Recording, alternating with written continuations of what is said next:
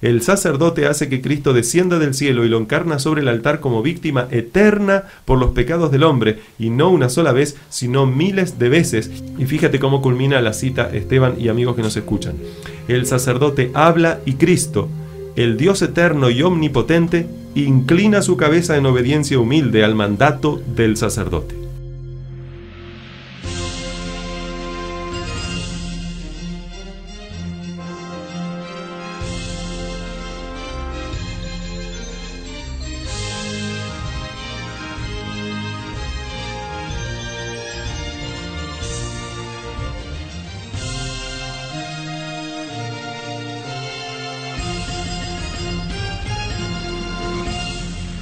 Buenas tardes mis amigos, bienvenidos nuevamente, como siempre les decimos, a otro programa de Presentando la Verdad aquí en Radio Reconquista. Son las 3 horas 3 minutos y estamos por comenzar otro de los programas que estamos compartiendo con ustedes, donde estudiamos la palabra de Dios y de forma especial las profecías, en este caso del libro de Daniel, y estamos en la profecía de Daniel capítulo 7. ¿Cómo estás, Esteban? Muy bien, pastor, muy buenas tardes queridos oyentes, y deseo también que el Señor les bendiga.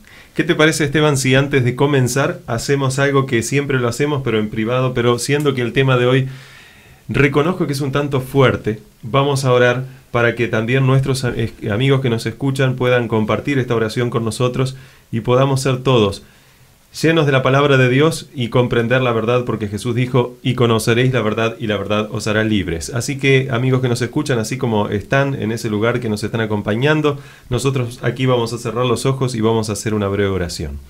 Amado y poderoso Dios, gracias por darnos este privilegio de compartir junto a muchos de tus hijos que escuchan en este momento y que también pueden estar acompañándonos a través del canal de YouTube, este programa llamado Presentando la Verdad. Ayúdanos a que cada uno de ellos y nosotros podamos ser instrumentos en tus manos, para que conociendo tu palabra la pongamos en práctica. Perdónanos, Señor, por todos nuestros pecados. Te lo pido en el nombre de Jesús. Amén. Amén. Amigos que nos escuchan, vamos a seguir con el tema que habíamos mencionado el otro día, que habíamos empezado a estudiar el otro día.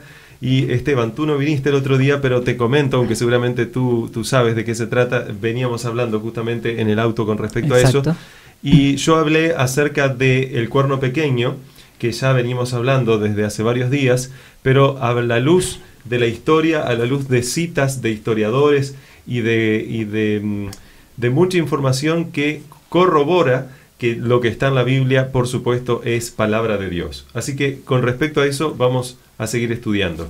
¿Recuerdas, Daniel, te iba a decir, recuerdas, Esteban, que Daniel en el capítulo 7 soñó con 4 bestias? Una que era parecida a un león, otro un oso, otro un leopardo y otro una bestia espantosa extraña. Y terrible, Exacto. extraña. La primera bestia, que era el león, era, o mejor dicho, la primera bestia que era semejante al león, representaba a Babilonia. La segunda bestia, que era semejante a un oso, a Medo-Persia. La tercera bestia, que era semejante a un leopardo, a Grecia.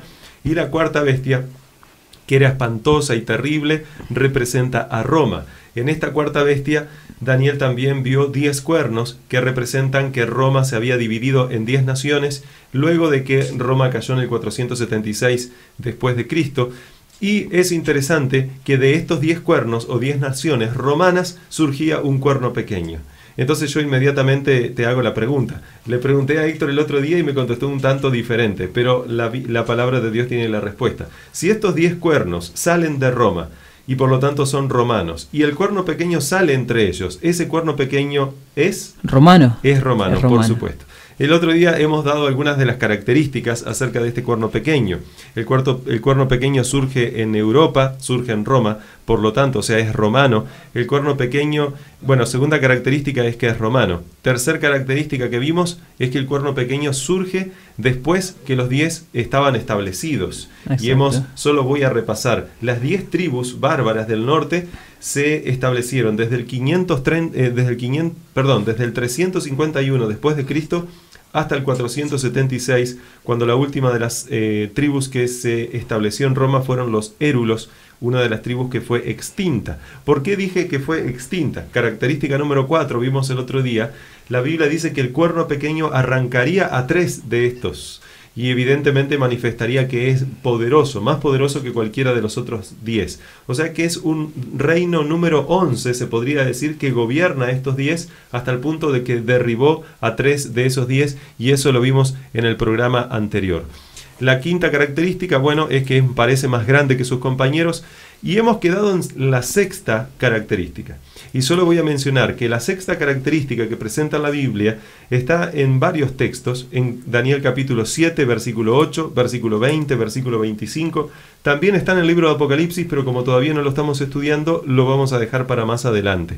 Pero una de esas características del cuerno pequeño es que tenía ojos como de hombre y una boca que hablaba grandes cosas. En el versículo 20 al final dice nuevamente que tenía ojos y una boca que hablaba grandes cosas. Y en el versículo 25, haciendo referencia a lo mismo, dice que hablaría palabras contra el Altísimo. Cuando uno estudia la Biblia, resulta que estas palabras en hebreo que se están utilizando aquí son una alusión a que se pone en el lugar de Dios o junto con Dios, tratando de ocupar el trono de Dios. Ese mismo poder, más adelante en el Nuevo Testamento, que es evidentemente el cuerno pequeño, dice el apóstol Pablo que está representado por, y ahora lo voy a leer, dice el apóstol Pablo en 2 de Tesalonicenses capítulo 2 versículo 3, dice: nadie os engañe en ninguna manera, porque no vendrá sin que antes venga la apostasía y se manifieste el hombre de pecado, el hijo de perdición. O sea, no va a venir Jesús antes de que se manifieste el hijo de perdición, el hombre de pecado.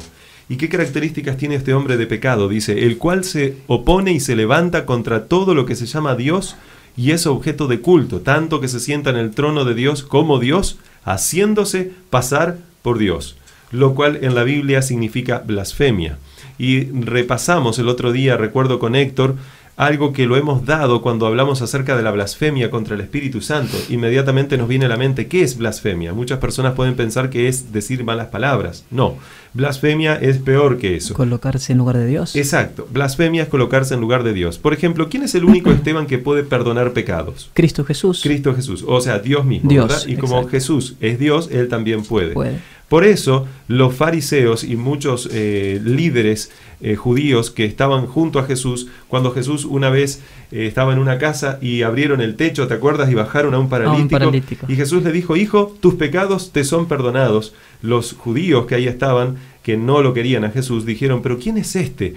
Habla blasfemias, porque ¿quién puede perdonar pecados si no solo Dios? O sea, blasfemia es arrogarse atributos o funciones que solo le corresponden a Dios. Pero está claro que Jesús sí podía perdonar pecados porque es Dios, y en los versículos que luego siguen, en Marcos capítulo 2, en el versículo 9 y 10, él dice claramente que tiene potestad para perdonar pecados. Más adelante también lo quisieron apedrear a Jesús porque él dijo que él y el Padre uno eran. Y entonces él les dijo: ¿por cuál de las buenas obras que yo hago me quieren apedrear? Y entonces ellos le contestaron en Juan capítulo 10 versículo 33: por la buena obra no te apedreamos, sino por la blasfemia. Ahora van a aclarar eso. ¿Por qué por la blasfemia? Dice: porque tú, siendo hombre, te haces Dios. O sea que blasfemia es hacerse pasar por Dios. Y el otro día, y aquí viene la parte que quizás es un tanto incómoda decirla, pero la cuestión es que tenemos que transmitir estas verdades al mundo entero. Ese es el mandato de Cristo. El otro día hemos hablado acerca de quién sería este cuerno pequeño, o quién es este cuerno pequeño. Hemos visto que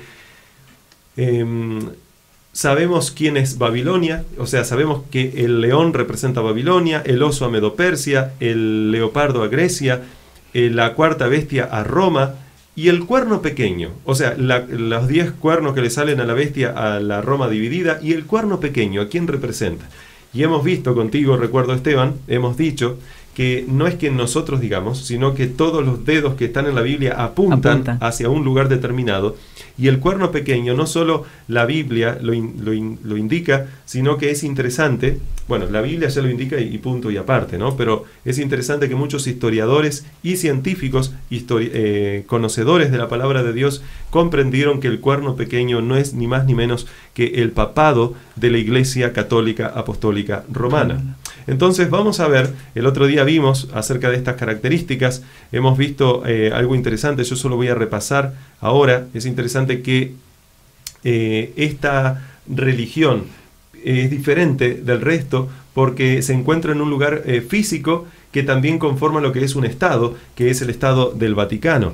Entonces ahí vimos que las características del cuerno pequeño era que era romano, surge de los 10, surge después del 476 después de Cristo, y es interesante que de forma especial este poder religioso romano tuvo un ímpetu muy grande, tuvo un poder mayor cuando él desarraigó, se podría decir así, o sea, quitó a 3 cuernos que equivalen a 3 naciones, las quitó del mapa, que son los vándalos, los ostrogodos y los érulos, en el 538 después de Cristo, por manos del emperador bizantino del norte, o mejor dicho, del oriente del Imperio Romano, llamado Justiniano. Entonces, hemos llegado a esta parte que quiero compartir con ustedes, donde vamos a hablar acerca de la blasfemia y cómo este poder religioso, y vamos a ver si el papado cumple con estas características que aparecen en la Biblia. Voy a leer algo que está en la Enciclopedia Católica. Es un libro que tiene varios tomos, en este caso el tomo 3, en la página 139, y estos son citas oficiales de la Iglesia Católica. ¿Estás dispuesto a escuchar, Esteban? Estamos dispuestos, nos estamos preparando ya. Ahí dice lo siguiente, presten atención amigos que nos escuchan. ¿Me dijiste en la Enciclopedia Católica? Enciclopedia Católica, tomo 3, página 139. Quiero aclarar que hay cientos de citas, yo apenas traje algunas para compartir. Ahí dice lo siguiente, el Papa tiene tan grande dignidad y es ensalzado que no es un simple hombre sino como si fuese Dios, el vicario, el del Hijo de Dios. El Papa tiene una dignidad tan sublime y suprema que, hablando con propiedad, no ha sido establecido en algún grado de dignidad, sino más bien ha sido colocado en la misma cúspide de todas las dignidades. El Papa es llamado Santísimo, porque únicamente él es el vicario representante de Cristo, manantial, fuente de plenitud de toda santidad. El Papa es el monarca divino, emperador, rey de reyes y señor de señores. De allí que el Papa lleva una corona triple como Rey del cielo, Rey de la tierra y Rey de las regiones inferiores. Además, la autoridad y el poder del pontífice romano no se refieren solo a cosas celestiales, a las terrenales y a las que están debajo de la tierra, continúa la cita, sino que llegan hasta sobre los ángeles, pues es mayor que ellos. De manera que si se pudiera dar el caso de que los ángeles errasen en la fe o pensasen en forma contraria a la fe, podrían ser juzgados y excomulgados por el Papa. Y luego sigue la cita diciendo, el Papa tiene tan grande dignidad y poder que forma uno con Cristo el mismo tribunal. Esto me hace acordar algo muy interesante. Un tribunal está conformado especialmente por 3 personas, y el tribunal celestial es la misma deidad, que es la Trinidad, el Claro. Padre, el Hijo y el Espíritu Santo. Y recuerdo que hemos estudiado acerca de Satanás, que él quiso ocupar el lugar de Dios. Él quería sentarse como un número 4, pero que ocupaba el mismo trono de Dios. Y es ahí donde se eleva a la figura del Papa, de acuerdo a estos escritos oficiales de la Iglesia Católica. ¿Estás preparado para más citas? Miren, otra cita de otro católico llamado Lucius Ferraris, sacado de un libro conocido como Prompta Biblioteca, tomo 6, página 26, dice: el Papa es como si fuese Dios en la tierra, solo soberano de los fieles de Cristo, principal Rey de reyes y Señor de señores, que tiene la plenitud del poder, a quien Dios el Omnipotente le ha confiado no solo la dirección de lo terreno, sino también el reino celestial. El Papa tiene tan grande autoridad y poder que puede modificar, explicar, abolir, interpretar o cambiar aún las leyes divinas. Esto es algo interesante, por lo que ya hemos visto respecto a la ley de Dios, que no puede ser cambiada, que ni Jesús la cambió, y lo que vamos a ver luego. El Papa León XIII escribió en un, se podría decir, escrito conocido como las grandes cartas encíclicas de León XIII, donde en una de esas cartas, en la página 304, se puede leer lo siguiente. Él dijo lo siguiente: nosotros, refiriéndose a los papas, ocupamos sobre la tierra el lugar del Dios omnipotente.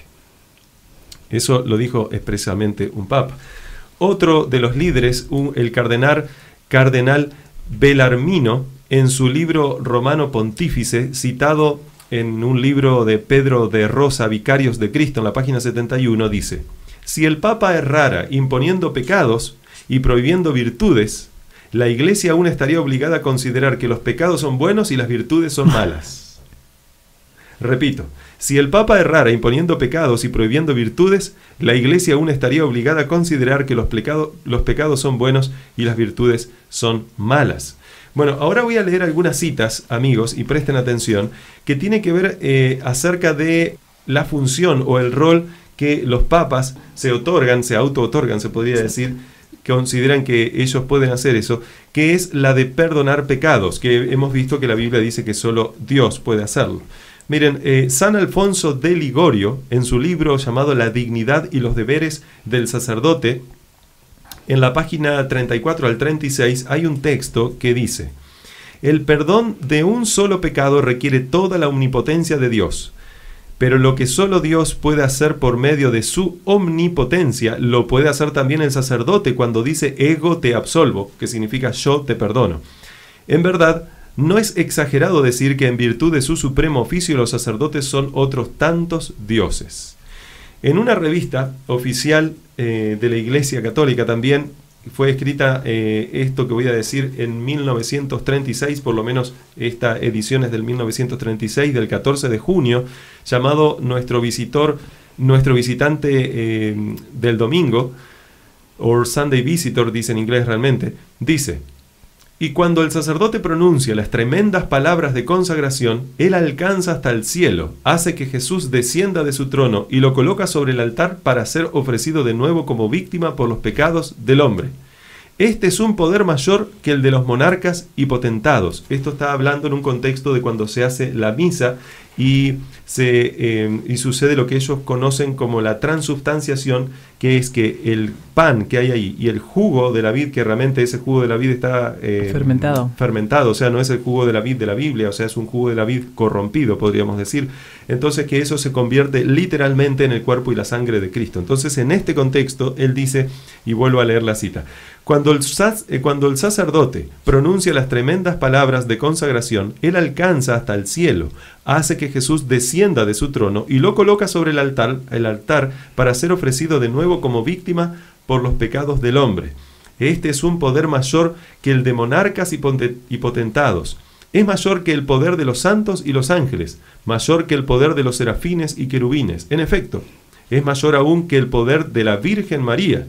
Pues, mientras que la bendita Virgen fue la agente humana por medio de la cual Cristo se encarnó una sola vez, el sacerdote hace que Cristo descienda del cielo y lo encarna sobre el altar como víctima eterna por los pecados del hombre, y no una sola vez, sino miles de veces. Y fíjate cómo culmina la cita, Esteban y amigos que nos escuchan. El sacerdote habla y Cristo, el Dios eterno y omnipotente, inclina su cabeza en obediencia humilde al mandato del sacerdote. Muy interesante. Seguramente quieres decir algunas cosas, pero vamos a decirlas después, y es muy interesante, sin duda es muy interesante. San Alfonso de Ligorio, otro católico, en su libro llamado La dignidad y los deberes del sacerdote, en la página 28, yo cité esto hoy, pero ahora es de otra página, dice: si el Redentor descendiera a la iglesia y se sentara en el confesionario para dispensar el sacramento de la penitencia, y el sacerdote se sentara en el otro confesionario, y Jesús le dijera a cada penitente, ego te absolvo, el sacerdote también le dijera a cada uno de sus penitentes, ego te absolvo, los penitentes del uno y del otro serían igualmente absueltos. ¿Quién es el único que dice la Biblia que tiene poder para perdonar pecados? Cristo Jesús. ¿Y por qué razón se menciona que entonces el Papa puede perdonar pecados siendo que es hombre? Bueno, porque el concepto que tiene, se podría decir la doctrina de la Iglesia Católica, es que los papas no son meramente hombres, sino que son los representantes de Dios en la tierra y por lo tanto son Dios. Lo cual la Biblia no dice ni enseña. El representante de Cristo, el que es el consolador, el otro consolador que en griego dice el alos parácletos, es, dice Jesús, el Espíritu Santo que habría de venir, que es el que ocupa el lugar de Dios en la tierra, en cada uno, junto a cada uno de nosotros. Ahora, antes de seguir, amigos que nos escuchan, yo sé que estas citas son de alguna forma reveladoras para muchos de ustedes, hirientes quizás para otros, por lo que implican estas citas, no porque la cita en sí misma es hiera, sino por lo que está diciendo, por lo que hay detrás. Pero yo quiero decir que Dios tiene un pueblo en todos lados, hijos de Dios, hijas de Dios, hay en todas las religiones del mundo. No estamos hablando de que las personas que están en esta religión entonces son todos malos o consideran que estas citas son reales tal cual ahí se mencionan. No, porque está claro que estas citas contradicen totalmente la Biblia. Pero es interesante que Dios tiene personas muy sinceras en esas iglesias, y yo tengo también muchos amigos, no solo en la iglesia católica, en las iglesias bautistas, metodistas, presbiterianas, conocidos en iglesias pentecostales, en muchas iglesias, y son también pueblo de Dios, por supuesto, siempre y cuando sean consecuentes a la luz que han recibido. Algunos han recibido más luz que otros, pero lo bueno de todo esto es que Dios es un Dios misericordioso y va a juzgar a cada uno, por supuesto, de acuerdo a las obras, pero también de acuerdo a la luz que cada uno de las personas haya recibido. ¿Se comprende? Sí. Voy a seguir leyendo porque hay más citas. San Alfonso de Ligorio, también lo acabo de citar, en el mismo libro, La dignidad y los deberes del sacerdote, o Selva, así se llama, página 32 y 33, dice: de modo que al sacerdote se le puede llamar el creador de su creador. Fíjate qué interesante. Esto, quiero mencionar, es una blasfemia. ¿Cómo a ti se te va a llamar el creador de Dios? Creador, exacto, y Dios es el creador. Entonces, de modo que el sacerdote se le puede llamar el creador de su creador, pues cuando pronuncia las palabras de consagración, él crea, por así decirlo, a Jesús en el sacramento. Ahora, ¿de qué sacramento está hablando? Yo no dispongo del tiempo ahora para hablar mucho sobre esto. Solo quiero aclarar, amigos, que está hablando del sacramento de la Eucaristía, que es uno de los sacramentos que tiene la doctrina católica. ¿Y cuál es este sacramento de la Eucaristía? Es cuando se realiza la misa y el sacerdote pronuncia las palabras que en latín son hoc est corpus meum, que lo cual significa esto es mi cuerpo también. Pero la cuestión es que cuando el sacerdote pronuncia estas palabras, hoc est corpus meum, la hostia, de acuerdo a ellos, ya no es hostia, y el pan ya no es pan, sino es el cuerpo de Cristo, y por lo tanto el vino ya no es vino, sino que también es la sangre de Cristo. Por eso es que él dice, vuelvo a leer la cita, de modo que al sacerdote se le puede llamar el creador de su creador, pues cuando pronuncia las palabras de consagración, él crea, por así decirlo, a Jesús en el sacramento, dándole una existencia sacramental y presentándolo como una víctima para ser ofrecida al Padre Eterno. Por esto dice que puede ser el creador de su creador. Así como bastó en la creación del mundo que Dios dijera sea hecho y fue hecho, Él habló y existió, así también basta que el sacerdote diga hoc est corpus meum, y he aquí que el pan ya no es pan sino el cuerpo de Cristo.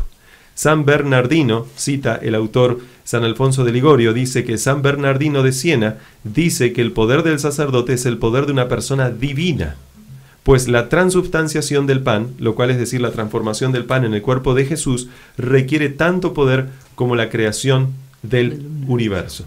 Ahora, aquí hay muchísimo para comentar, pero fíjense que una de también las características del papado es que se lo suele llamar al Papa, Santo Padre. Pero ¿qué dijo Jesús en Mateo 23, 9? Y no llaméis Padre vuestro a nadie en la tierra, pues uno es vuestro Padre, el que está en los cielos. Ahora, también este poder que gobernó, conocido como el cuerno pequeño, profesa tener poder para poner y quitar reyes, y es interesante que la Iglesia Católica, especialmente en la Edad Media, en estos años de poder que tuvo en Europa, era principalmente el poder que quitaba y ponía reyes. Si alguien se rebelaba contra la Iglesia, era aplastado inmediatamente o casi inmediatamente. Ahora, ¿quién es el único que puede poner y quitar reyes? Cristo Jesús. Exacto, o sea, Dios. Fíjense que Daniel 2.21, lo hemos estudiado la vez pasada, dice Daniel, y lo dice, por lo tanto es palabra de Dios, esto está en la Biblia, dice, Él muda los tiempos y las edades. ¿Quién? Dios. Quita reyes y pone reyes, da sabiduría a los sabios y la ciencia a los entendidos. Pero no solamente es el único texto, hay varios textos bíblicos que mencionan eso, ¿verdad? Por supuesto, hay varios textos que enseñan que es Dios el que hace, deshace, Él conoce, Él quita, pone, Él hace como quiere. Y Él pone reyes y quita reyes, por supuesto. Ahora, otro dato interesante, ¿quién es el único ser infalible del universo? Cristo Jesús, Dios, por supuesto. Entonces, fíjense, bueno, Malaquías 3, versículo 6, dice que Él es el único que no cambia, que no se necesita arrepentir porque él no peca, y dice la Biblia en Malaquías 3:6, porque yo Jehová no cambio. Ahora, es interesante que la Iglesia Católica tiene un dogma que dice que cuando el Papa habla en una situación determinada, conocida como ex cátedra, entonces todo lo que dice es infalible.